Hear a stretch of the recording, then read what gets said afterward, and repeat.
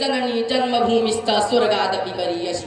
धन्यवाद कार्यक्रम सञ्चालक ज्यू, यस महनीय सभाका सभाध्यक्ष ज्यू, आजका प्रमुख आकर्षणको रूपमा रहनुभएका प्रमुख अतिथिज्यू, विशिष्ट अतिथिज्यू, पारदर्शी रूपमा निष्पक्ष निर्णय गर्न बस्नुभएका निर्णायक मण्डल, प्रतियोगितामा सहभागी प्रतिस्पर्धी मित्रहरू एवं अप्रतियोगी मेरा अग्रज अनुरोध उपस्थित महानुभावहरू, म देवगाधाममा अवस्थित श्री परमानन्द संस्कृत विद्यालय अध्ययनरत छात्र विशाल भण्डारीको तर्फबाट स्वीकार्नुहोस् न्यानो अभिवादन। सपना आँखाले देखिन्छ तर त्यसलाई स्वीकार पार्ने आँट मनमा जन्मिनुपर्छ। आज म एउटा सपना लिएर उभिएको छु, मेरो सपना समुन्नत नेपाल। उत्तरमा प्राकृतिक दृष्टिकोणले अनुपम सुन्दर संसारको शिर दन्तलहर जस्तै टल्किने हिमालय, पूर्वमा मेची नदीको अमृतुल्य जलद्वारा विसिञ्चित, पश्चिममा महाकाली नदीको जलबाँध सुरक्षित, दक्षिणमा दशगजाले संरक्षित 1,47,141 वर्ग 81 वर्ग किलोमिटर क्षेत्रफलमा 903 प्रजातिका चरा, 700 भन्दा धेरै औषधीय गुण भएका जडीबुटी छन् जसले संसारका बिरामीहरूलाई निको पार्न सक्दछन्। मेरो देश यति समुन्नत छ निर्णायक महोदय, युनेस्कोले विश्व सम्पदा सूचीमा 100 वर्ष पुराना सम्पदालाई समेट्दा मेरो देशका जम्मा 10 वटा सम्पदा बन्नु विडम्बनाको कुरा हो। तर मेरो देशमा 100 वर्ष लागेका हजारौं सम्पदा छन् जो विश्व सम्पदा सूचीमा सूचीकृत हुन सक्दछन्। हिमाल पहाडका तराईले सुसज्जित मन्दिरै मन्दिरको देश, सनातन वैदिक धर्मको राजधानी, साक्षात देवभूमि होइन मेरो देश नेपाल। आज म यहाँ शान्त रहन उभिएको छैन सभाध्यक्ष महोदय। नेपाल आज थाकेको छ गरिबी, भ्रष्टाचार र असफल नेतृत्वबाट। मेरो देश आज आफ्नै सन्तानका लागि परदेश बनेको छ। खेतमा पसिना बोक्ने हातहरू आज विदेशमा इँटा बोकिरहेका छन्। यहाँ सत्ता केवल भाषण र आश्वासनमा सीमित छ। निर्णायक महोदय, जम्मा 2,91,00,000 जनसङ्ख्या भएको मेरो देशका युवा आर्थिक वर्ष 2081-82 को तथ्याङ्क अनुसार 8,39,266 जना गत वर्षमा मात्रै सम्मानित जीवन जिउनका लागि विदेश जान बाध्य बनेका छन्। पहिचान र भविष्य खोज्दै भौकारिएका नेपाल आमाका सन्तानका खलिला हातहरूले रुस र युक्रेनको युद्धमा गोली चलाउनु परेको तितो सत्य हाम्रा आँखा अगाडि वर्तमान भएर घुमिरहेकै छ।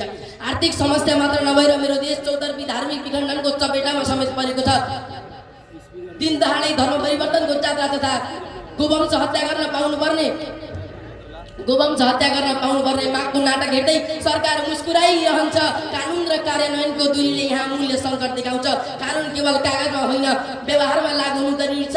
यी केवल आरोप होइन नि हाम्रा आँखा अगाडि देखिने वास्तविकता हुन्। यी वास्तविकतालाई स्वीकार गरेर हामी समुन्नत समाधानतिर अघि बढ्नुपर्छ। सभाध्यक्ष महोदय, सपना भनेको केवल आँखाले देखिने रङ्गीन दृश्य मात्र होइन। सपना भनेको त्यो आगो हो जसले मानिसलाई आरामको घेराबाट बाहिर निकाल्छ। समुन्नत नेपाल भन्नाले केवल अग्ला भवन, चौडा सडकको आधुनिक प्रविधि मात्र होइनन्। मेरो सपनाको समुन्नत नेपाल त्यस्तो देश हो जहाँ शिक्षा चरित्रसँग जोडिएको होस्। आधुनिक शिक्षा केवल डिग्रीको कागजमा मात्र सीमित नहोस्। जहाँ राजनीति सेवासँग जोडिएको होस्, जहाँ अर्थतन्त्र श्रमसँग जोडिएको होस्, जहाँ प्रविधि मानवतासँग जोडिएको होस्।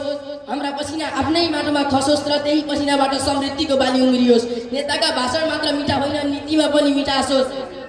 जहाँ कुर्सी शक्ति होइन, कर्तव्य जिम्मेवारी बनोस्। धनी गरिब एउटै कानुन अगाडि उभिउन् र सत्य कहिल्यै कमजोर नहोस्।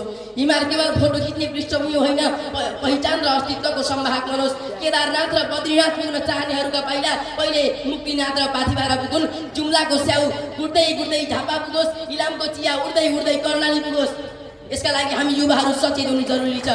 आफूभन्दा माथि उठेर मातृभूमिको चित्कार सुन्नु छ र गाउँका चेतनाको दियो बाल्नु छ। यसका लागि शिक्षा अवश्य सुधारिनुपर्छ। राष्ट्रगुरु योगी नरहरिनाथको शिक्षा सुधारे सकल सुधार, शिक्षा विकारे सकल विकार भन्ने सुक्तिलाई आत्मसात गर्दै हामी अघि बढ्नुपर्छ।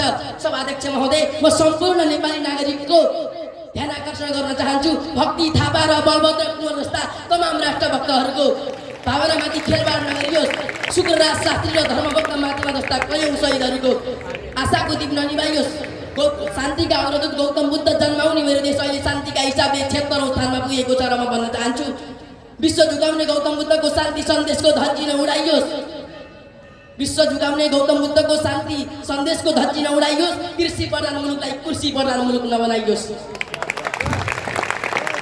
मेरो देश यस्तो होस् जहाँ कोही अनाथ नहुन्।